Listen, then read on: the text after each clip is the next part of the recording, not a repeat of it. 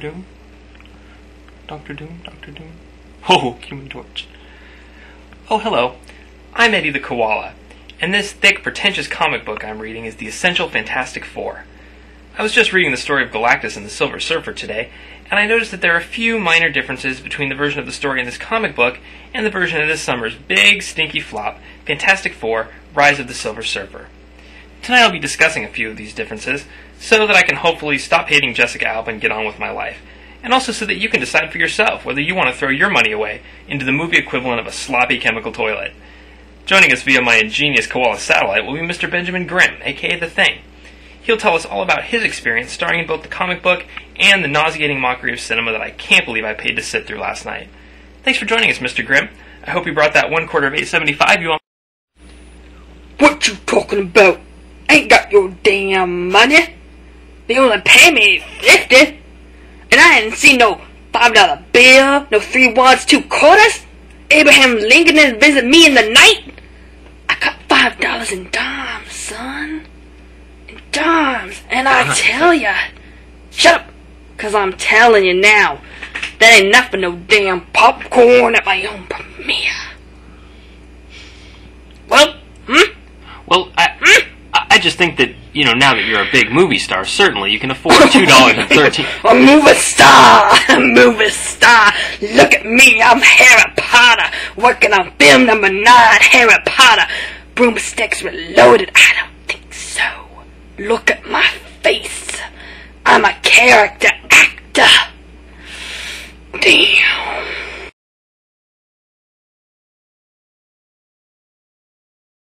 For those of you who only saw the movie, let me tell you about the comic book Galactus. In the Fantastic Four comic book, Galactus was a big giant who wore purple armor, and he came to Earth in a spaceship, and he stood on top of the Fantastic Four's building, and it was all very dumb. It was all very retarded. I realize this, even for a comic from the 1960s. It was ridiculous looking, and you can't do that in a movie. And I'm not one of those superhero fans who thinks everything in a comic book has to match everything in the movie. I liked Black Kingpin, and I have many African-American friends who are crime lords. But here I think maybe the movie strayed a little far. Because in this movie what we got was, in the comic book, a big purple giant, and in the movie we had a cloud of smoke in space. Very disappointing. Devour of Worlds, space fog. Cheap, stupid CGI. It wasn't even good CGI. It looked like they cut and pasted from the movie Twister. The Twister theory is my pet theory. I think if you watch the movie Fantastic Four, Rise of the Silver Surfer, last 20 minutes, very carefully, you would see a cow fly by. Because that is recycled CGI, and that is a cost-cutting measure. I really don't know what happened in this movie with Galactus. I think they were stumped. I think in the special effects room of this movie, someone said, we can't do the giant. What are we going to do about Galactus? We have to do Galactus. What are we going to do? And another cynical, portly man at the other side of the table said, we'll just slop some CGI smoke on there, and the audience members will go, oh my goodness, that's so much smoke. There must be something very exciting and original happening back there where we can't see because of the smoke. I don't know. But my opinion is, to sum up, big retarded guy, retarded, yes, but better than big retarded cloud of smoke.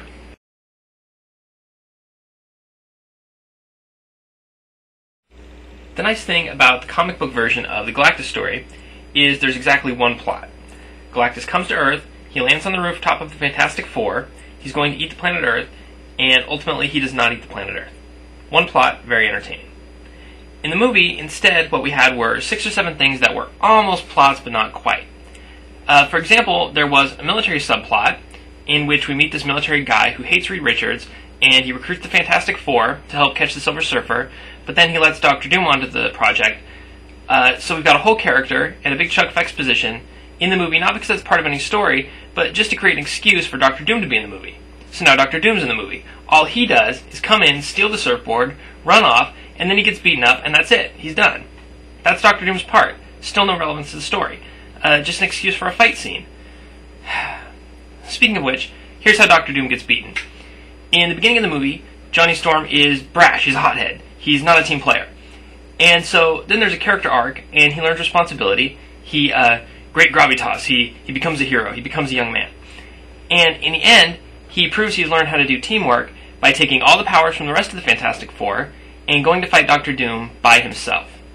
And then he beats him, and that teaches us a lesson about teamwork? I don't know. I don't know a lot of things about this movie. I feel kind of like a trauma survivor. I'm just trying to make sense of what happened. Every night since I saw this movie, I lay back on my bed. This is me laying back in my bed. And I'm fevered. I'm fevered dreams. I think, oh, why was Dr. Doom in this movie? Oh, why was the army in this movie? Oh, why weren't there any jokes at that bachelor party if it was supposed to be funny? Oh, wedding in Japan.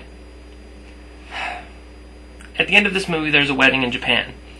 It is, in the beginning of the movie, there's a wedding, and it is interrupted by a helicopter crash.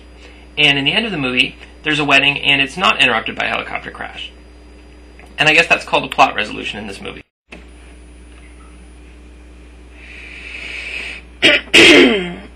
America, please be seated. I have an important announcement to make in the form of a message.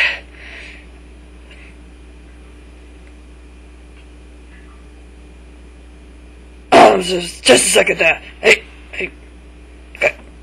Words are moving down this helicopter. I'm not seeing anything. Where you get that figure? You get... Oh!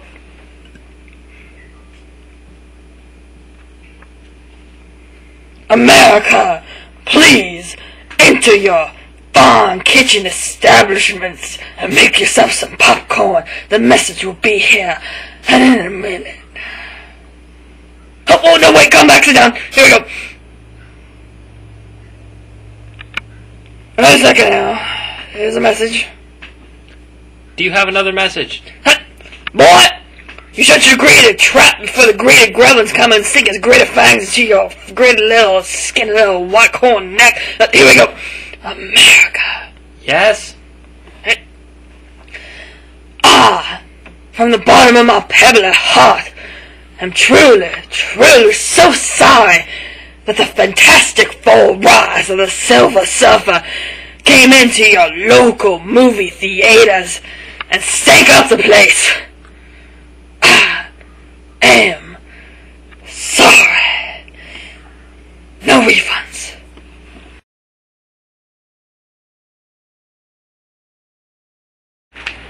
It's pretty obvious how Dr. Doom is very similar to Darth Vader. And that's exactly what he is in the comic books. He's a disfigured guy, and he wears a metal mask, and he's the villain that you love to hate, the old cliche. Now, in the movie, Fantastic Four, Dr. Doom is very different. In the movie, Dr. Doom is Jar Jar. Actually, that's not quite true. In the movie, and this is going to blow your mind, in the movie, Anakin and Jar Jar are combined in the form of Dr. Doom. I understand that this might be a little difficult for you, so I've got some drawings prepared here to show you how this could happen. To beat a super dead space horse, Jar Jar Binks is the worst thing about the Star Wars prequels. Jar Jar is just such a self-conscious, trying-too-hard character that you loathe him, and the harder he tries to mug to the audience and win your love, the more you hate him, until it's just this seething rage, and you want to tear his goofy, grinning head off his shoulders. Anakin is a really bad character in a different way from Jar Jar. You hate Jar Jar because he's a stupid, cloying distraction from the story, but Anakin is the story. He's not comic relief, so he's always around to drag down the most important moments. The music is going, people are really trying to act, and then it's all for nothing because they cut to Anakin's face, and it's like the director told him, your job in this scene is to be unconvincing. Whenever you're in the shot, the audience should be thinking green screen. Now imagine, if you will, that these two franchise-ruining characters made rough homosexual love, and through some quirk of Gungan physiology, they managed to have a baby. The result would be this fellow, Victor Von Doom, combining all the overacted, audience-insulting pointlessness of Jar Jar with Anakin's crippling inadequacy as a lead. I hate you, movie Dr. Doom. I hope there's such a thing as smug poisoning so you can die from it. Well, folks, I hope you've enjoyed the show tonight. We'd just like to remind you to don't go see the Fantastic Four, spend your money on a good movie, send threatening pictures of your genitals to Michael Chiklis, and have a great night. I'd like to thank our special guest, Benjamin Grimm. How are those $5 and dimes coming, Ben? Boy! You better shut your mouth before I put your contacts in my brows and snap them off. Good night, folks.